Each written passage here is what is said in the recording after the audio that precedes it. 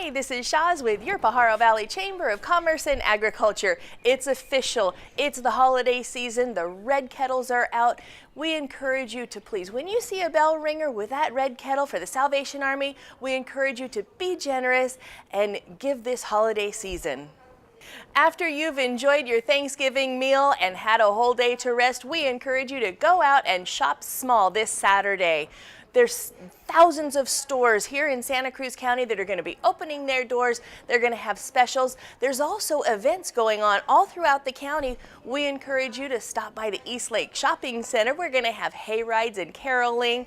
Coffeeville is going to have a special drink for the holiday season. Christmas trees are going to be sold, and Erica is going to be doing family photos in the Christmas tree lot. So come on out and support the local businesses because they're the ones that support you.